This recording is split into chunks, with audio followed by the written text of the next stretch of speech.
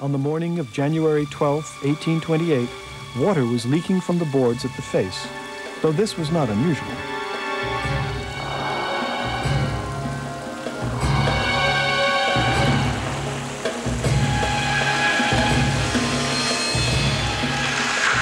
Suddenly, a torrent burst through.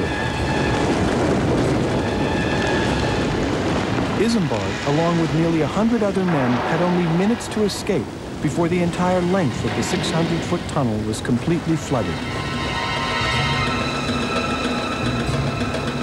Isambard was badly hurt by falling timbers and barely got out in time. 6 others were not so lucky.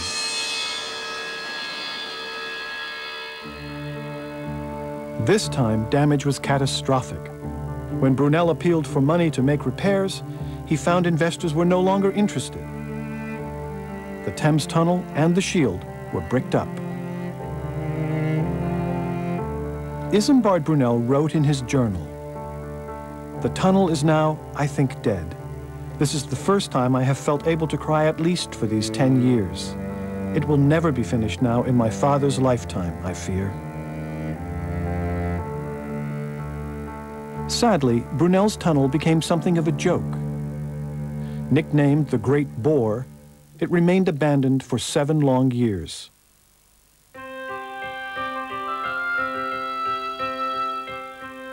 And yet, Mark Brunel still wouldn't give up. Although Isambard left to pursue his own career, his father got to work developing a better shield. Even more impressive, he convinced people to invest in his dream one more time. Mark Brunel returned to work in the tunnel with a stronger and more versatile shield. It would take another 7 years to complete. But on March 25, 1843, the Thames Tunnel was officially open. In the first 24 hours, 50,000 people passed through. A few months later, Queen Victoria herself came down on a barge to inspect the work. She rewarded Mark Brunel with a knighthood. What Brunel is remembered for is the fact that he did invent the shield. And the shield has been used in all manner of forms since that time and is the fundamental tool used for advancing a tunnel through a great many varieties of ground. Despite the achievement, the cost in time, money, and lives to build the Thames Tunnel was far too high. And if there were to be more tunnels through soft ground, engineers would have to find a better way.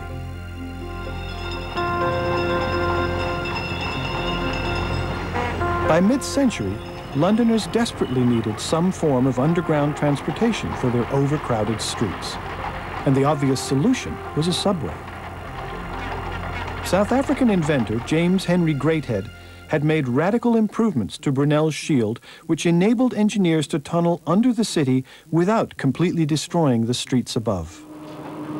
His shield was more compact than Brunel's, and it would eventually carry a rotating cutting head that bored into the ground. It was also pushed forward by hydraulic rams. The shield was like a tin can.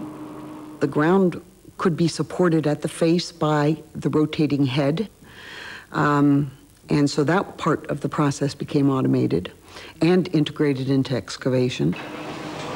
And then within the protection of the shield, a cast iron lining could be placed, much faster and a much more mechanized operation than with bricklaying.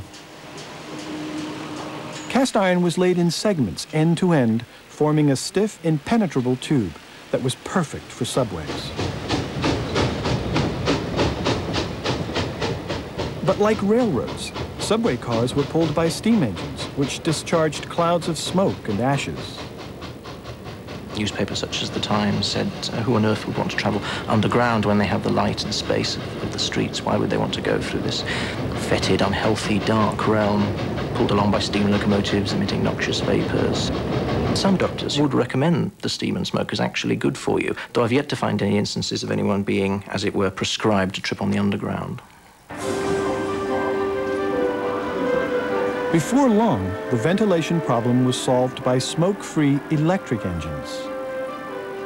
London's first electric railway would be nicknamed the Tube, and it was a huge success. The Tube's influence was far-reaching. By connecting to railway lines, it allowed people to move out of the city to new and growing suburbs. The Underground changed London in many ways. It can be argued that it's one of the single most important factors in making modern London, its size, its variousness, its social and economic complexity, possible. With the possibility of a subway, reliability and knowing that you were going to be able to get where you wanted to get in a certain time period became important at a time when time becomes more important. The Tube was so popular, it began expanding almost immediately. Even Brunel's Thames Tunnel became absorbed into the vast London Underground. An era of subway building was ushered in worldwide, and soon New York, Boston, Budapest, and Paris boasted subways of their own.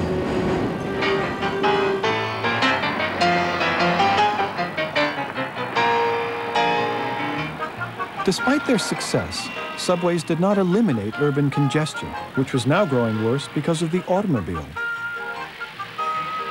And anyone charged with building a tunnel for cars would have to deal with the ventilation dilemma once again. Automobiles in the teens and 20s were not particularly clean-burning engines and produced quite a bit of carbon monoxide as part of the exhaust. And that became a particular concern to the designers, how to actually have fresh air introduced into the tunnel. Traffic had become so congested between New York and New Jersey that New York City decided in 1920 to build an automobile tunnel under the Hudson River. The city gambled that a bright young engineer named Clifford Holland could figure out how to vent the world's first underwater tunnel for automobiles.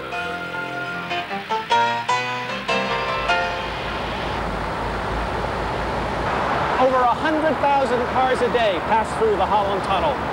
And it's such a long drive under the Hudson that without some means of extracting the exhaust from all these vehicles, most of us would probably pass out from carbon monoxide poisoning before ever reaching the other side.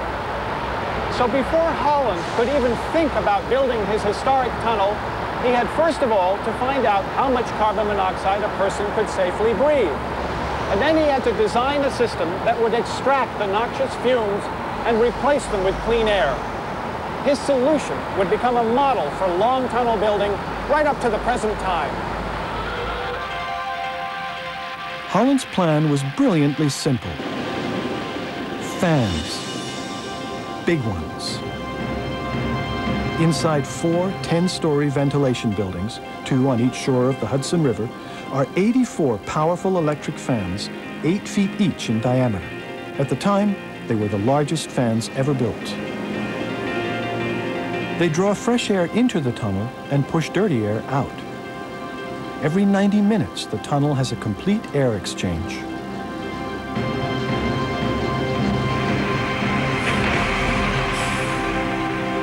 Today, there's twice as much traffic, and the toll has increased from 50 cents to $4. But the ventilation system still uses the original fans Holland installed when the tunnel opened in 1927. The knowledge that was gained there from the Holland Tunnel provided the basis for ventilation system designs for underwater tunnels throughout the rest of the century. But the major design consideration becomes for the critical events, including accidents and especially fires. Controlling air circulation and the supply of fresh air and the velocity and volume of air supplied or removed from a tunnel is critical to understanding where a fire is going to go, will it spread, how hot will it be. So the devices we rely on to keep the air breathable in tunnels can literally fan the flames of a fire.